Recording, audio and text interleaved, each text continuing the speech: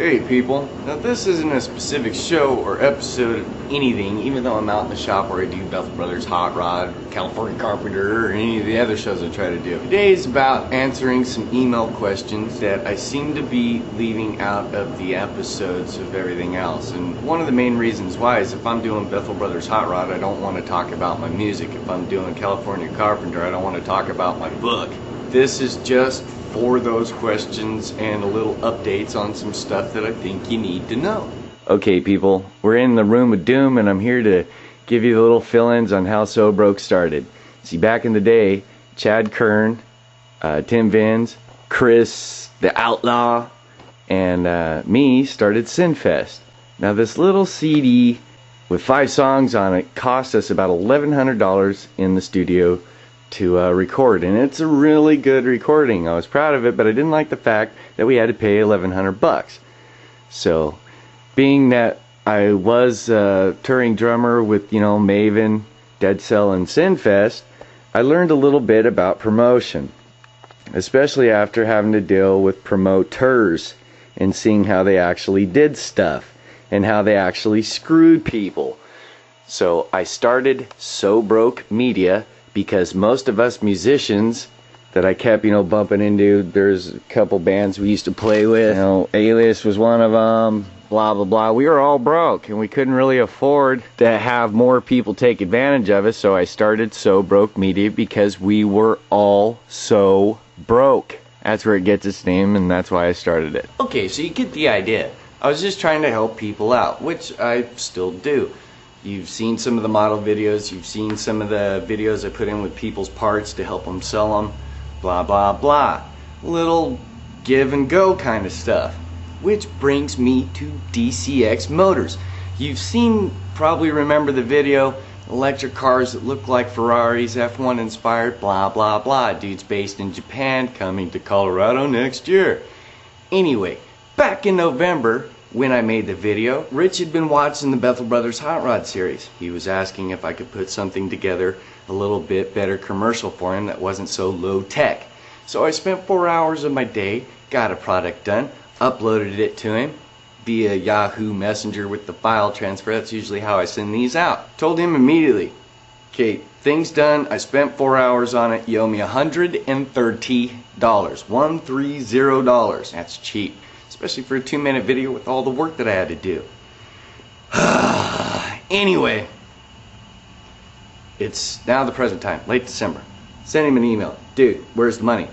He gives me this long story. Dude, I got ex-wives, I've got kids, it's Christmas time, blah blah blah. I got this guitar that still isn't here. Okay, dude, one, I don't care about all of your issues. When you hire me to do a job, not only do I do it fast, I do it proper, and I get it to you as quickly as possible so there's no headache or aggravation. Yet you turn that around and you caused all that crap on me. So I asked him, are you planning to pay? Well, I'll pay you when I can. Scratch. CEO of electric car company? Come on, dude. So I deleted all his videos. And I have to mention that if the dude will not pay $130 for a video, I can't back him and say that I trust him, that he's going to actually send you a car, that he's going to fulfill any need or desire or problem that may come up. If he's not going to pay me $130 and you say, dude, you owe me $40,000, it's your choice, your call, but I'm blacklisting the puke bag. I'm trying to get away from people like that. That's not a good thing to do, and that's bad business. So from here on out, DCX Motors, suck it, bud. Now he tried to get a little mouthy with me, and I told him that if we ever cross paths, he should run from me. And if you want some, dude, you got my address, you know where I'm at, bring it, and I will tape kicking your ass. Had to shut the camera off for a second. I was fighting mad, ready to whoop some ass on that dude, give him some elbows, some knees, be some fun stuff. Anyway, brings me to the next thing, relationships.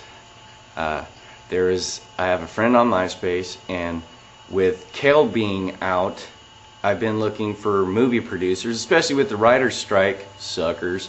Hollywood, check out books. Dumb shit, there's writers everywhere, Duh. It's well known on my MySpace page that I'm looking for movie producers, and she happened to kind of know a guy, put me in you know, showed me who he was, blah blah blah. And the topic of relationships came up, and within that I wrote a statement about relationships that she posted in her poem section on her MySpace page. And after reading it, she said it was pretty deep. I know it's weird, it came from me. That maybe I should write a book about relationships. And I told her that there's some things that I had done in the past that led me to believe that by trying to do a good thing, it could also lead to a bad thing by the bad people reading it going, I have new tricks. So I tried to tell her that there was this time that I was blacksmithing and making knives and stuff, and it kind of got out of hand. How just trying to learn a trade or a profession turned into something that wasn't as good as I intended. And I told her I had made a whole bunch of these knives and swords and junk, so I think I'll show you those. I went through this phase where I was really into making knives. This particular one I hand beat out of that thing that used to be called the club that you'd put on your steering wheel. Each serration is one of those things that would go click when you would pull it up. You know what I mean? So I heated that up and beat it down. It's really marred up because I use it a lot. It's a scary knife. This one's a throwing knife. I actually just carved this one out of a solid piece of steel with files. It's really good. You know, some of those throwing knives people sell you, they're just really crappy and bend up. This one doesn't bend up. Banging it on the concrete doesn't hurt it. Same with this one. This thing is really heavy. It's heavier than it looks. It's very dense, very stiff. There is no flex to this at all. Double-edged. I do all the polishing myself, blah blah blah. And the handles, as you can tell, they're kind of rudimentary. Now when I was just making the little knives, there was really no bad coming from it. Nobody was really getting hurt. But once they started getting longer, things started getting crazy. This one's like a rapier. That's what you call it. It's more of a stabbing kind of blade, but it has a really good feel to it. I put a little more carbon in this one, so it has a little flex to it. So being that it's a longer blade, it needs that flex so it doesn't just bang. This one was a little katana that I made. This is when I started really getting dialed into what the metal was, you know, kind of responding, how it was acting. This thing is crazy sharp. You can see some of the hammer marks in it. Got kind of sloppy. This one is a 440 stainless steel, Japanese inspired katana. I don't like the cheesy little handle here at Rattle. And I can tighten it up, and I have before. But the blade is wicked hard.